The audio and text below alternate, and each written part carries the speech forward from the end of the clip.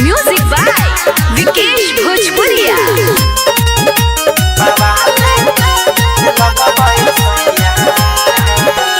Powder Crimea लगाई ले लो, अखिया में काजर सजाई ले लो। पाउडर क्रीमिया लगाई ले लो, अखिया में काजर सजाई ले लो। ऐसे चमकी ना रूप के ललहिया,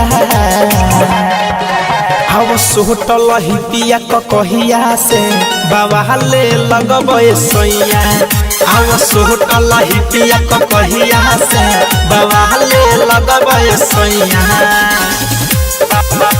बाबा ले लगबे सैया सैया।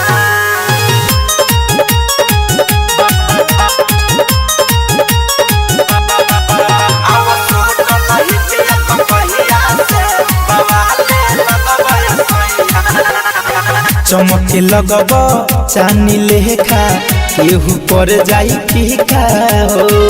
आवहेने सट पजरिया कदी काला एगो टीका हो। ए चमके लगब चानी लेखा, केहू पर जाई फीका हो। आवहेने सट पजरिया कदी काला एगो टीका हो। गाँवे गहली में होई बरहिया, आओ सोटल ही पिया कहिया से बाबा ले लगबे सैया। आओ सोटल ही पिया कहिया से बाबा ले लगबे सैया।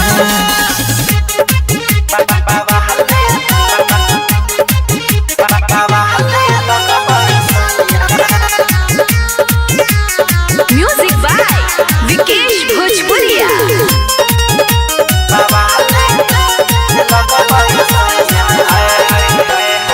असही हरदम धनंजय पिया रही हसुना झार के।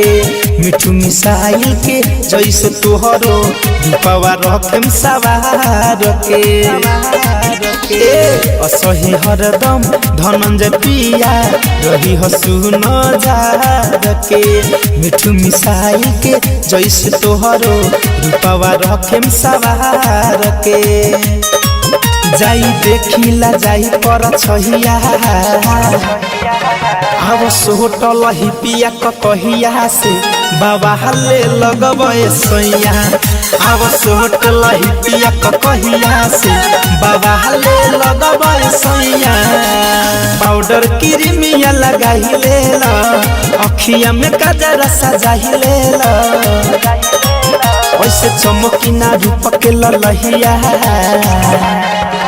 हव सोटल ही पिया कहिया से बाबा ले लगबे सैया। हव सोटल ही पिया कहिया से बाबा ले लगबे सैया।